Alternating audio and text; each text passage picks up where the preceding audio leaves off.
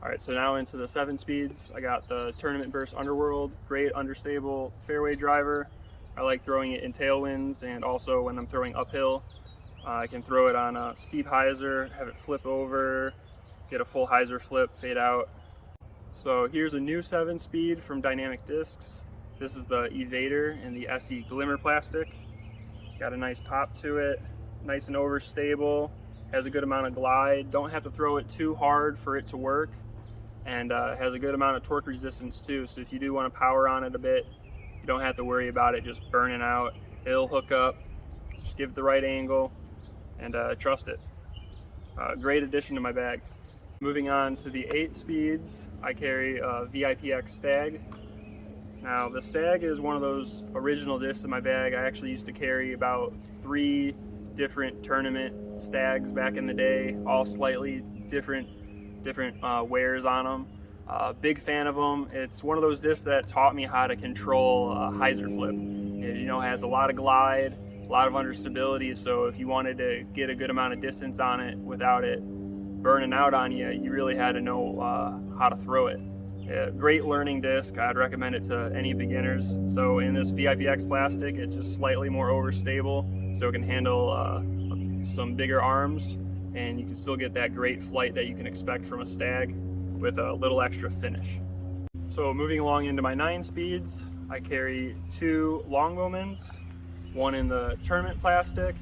This is a great straight to overstable disc, has a good amount of torque resistance, nice and flat profile, feels really good in the hand, forehand, backhand. Throw it on a hyzer, it'll hold the hyzer unless there's a really substantial headwind. Throw it on an anhyzer, it has a nice ability to flex out. I also carry the TPX Longbowman, and this thing is a lot more overstable and a lot flatter of a profile. It has a really big amount of torque resistance, and I love ripping this thing flat and just having it go dead straight and just hyzering really slowly, and just has a nice, great overstable finish. If there's a headwind, I can rely on this disc. I can throw it on a slight hyzer and know that the headwind isn't going to mess with it too much. And yeah, it's just one of those discs that I can trust even in a headwind.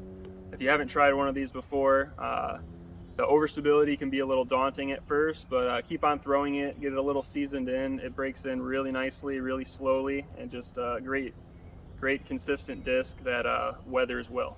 So now we're in the 10 speeds. I only carry the Fortress, but I carry 4 of them. This is my favorite disc from Westside. It's my most controllable, most reliable disc that I bag, and I don't know, it's one of those discs that it just does exactly what I want to. And honestly, I can get this thing to go almost as far as my high-speed drivers with even more control than them. So if you haven't tried one, I definitely recommend you try any kind of Fortress. I don't think anyone will be disappointed. It makes a great addition, and it's just one of those, it's like a hybrid driver. It's not quite a high-speed driver, and it's a little bit more than that control fairway driver. I'll start off with my Tournament Fortress. Slightly less stable, slightly more glide. This is a brand new one. I recently just lost my old beat-in one, unfortunately, which is, well, sad face, unfortunately. Really sad about it. I have a beat-in VIP Fortress, a brand new VIP Fortress, and then a really overstable, flat-topped TPX Fortress.